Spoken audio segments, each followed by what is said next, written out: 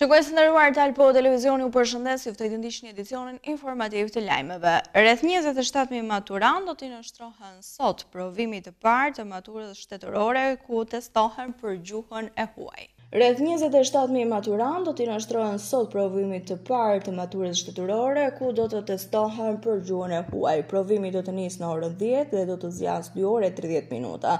Janë rreth 145 qendra provimi, ku çdo qendër administrohet nga i përgjegjës administrimi dhe nga administrator të caktuar nga çdo mjedis ku zhvillohet provimi. Gjithashtu janë të angazhuar më shumë se 640 mësues që do të korrigjojnë testet. Provimet do të zhvillohen në shkolla që plotësojnë kushtet infrastrukturore. Këtë vit, Ministria e Arsimit dhe Sportit ka vendosur të ketë dhe teste të personalizuara. Maturantët do t'i nënshtrohen provimit gjuhës shqipe dhe letërsisë më 10 qershor, matematikës më 17 qershor dhe provimit me zgjedhje më 24 qershor.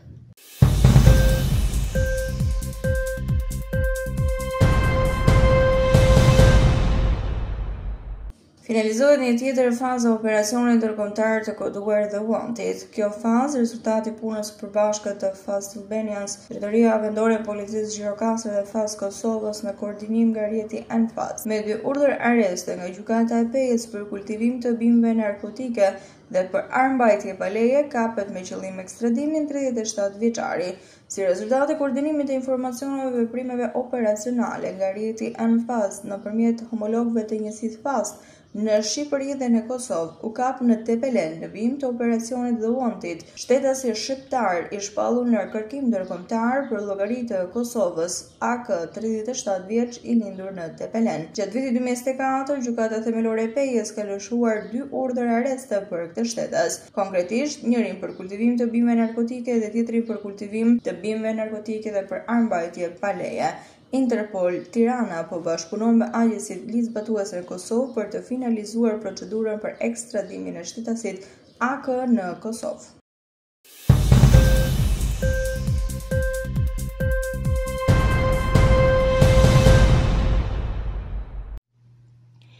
Shqipëria është renditur e pesta në mesin e 41 vendeve të Evropës për rritjen e madhe të çmimeve të qumshtit, djathit, vezëve.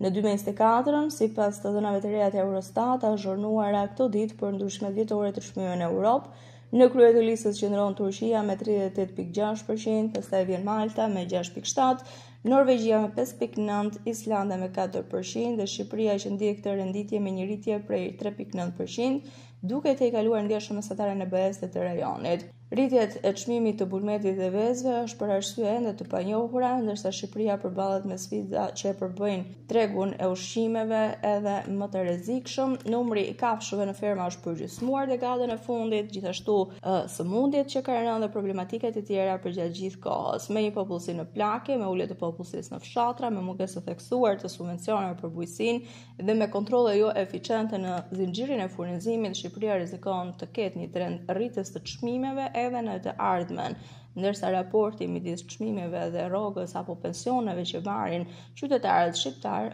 është totalisht i zhdrejtë.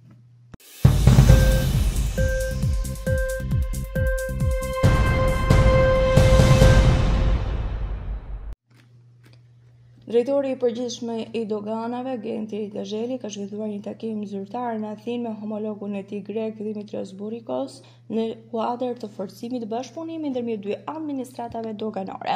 Takimi dypalësh u përqendrua në thellimin e bashkëpunimit në menaxhimin e kufive, lehtësimin e tregtisë dhe ndarjen e praktikave të mira në kuadër të shkëmbimit të informacionit.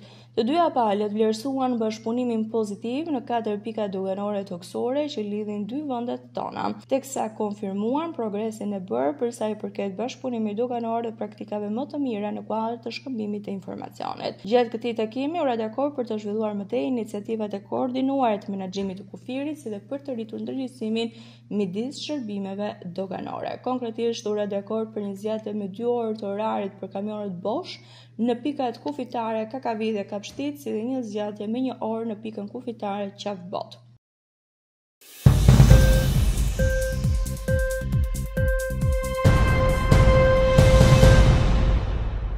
Ndërsa sektori i turizmit po përballet çdo ditë më shumë me mungesë të fuqisë punëtore, një pjesë e mirë po zgjedhin që përmes punonjësve nga Filipinet apo vende të tjera të marrin dhe t'i sjellin në Shqipëri në sektor të ndryshëm, qoftë kulinari, hoteleri, akomodim. E ndërsa kërkohet nga turoperatorët marrje masër serioze nga qeveria që kjo situatë mos vijojë, por të jetë të pranishëm qytetarë shqiptarë, ata të cilët të mund të punojnë. Ndër këto masa është dhe subvencionimi i studentëve që ndjekin direkt të hoteleri, turizmi dhe punonjësve jashtë periudhës së sezonit. Këta të fundit mund të punojnë në këto vende që janë të lira pune dhe në këtë mënyrë turoperatorët në Shqipëri mund të shmangin marrjen e personave të huaj dhe mund të punësojnë shqiptarët. Vetëm në 4 muajt e parë të vitit në Shqipëri kanë hyrë 2.4 milion shtetas të huaj, duke sinjalizuar një sezon të mbarë turistik, jo vetëm veror, por edhe për gjatë muajve të tjerë.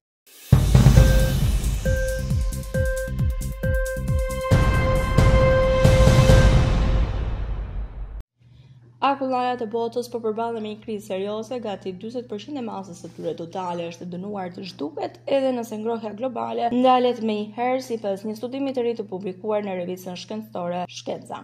Studiuesit parashikojnë se krahasuar me vitin 2020, akullajat do të humbin përfundimisht 39% të masës së tyre. Nëse bota vazhdon me politikat aktuale për klimën, të cilat ka shumë të ngjarë të dështojnë në frenimin e ngrohjes në 1.5 gradë Celsius, humbja e akullajave mund të arrijë deri në 76%. Kjo do të ishte një goditje e rëndë për vendet që varen nga shkrirja e akullajave për ujitje, energji dhe furnizim me ujë të pishëm.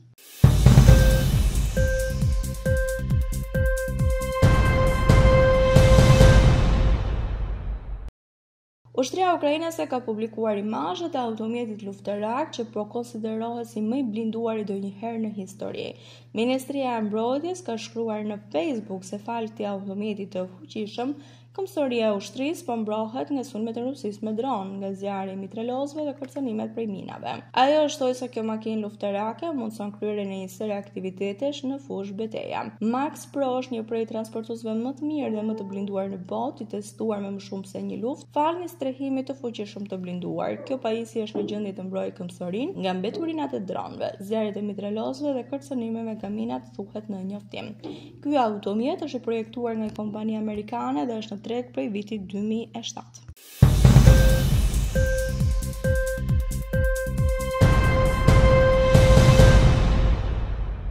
Ishte gjithçka e përgatitur për këtë edicion informativ lajmësh. Unë ju falenderoj për vëmendjen tuaj. Bashkë mirëpafshim.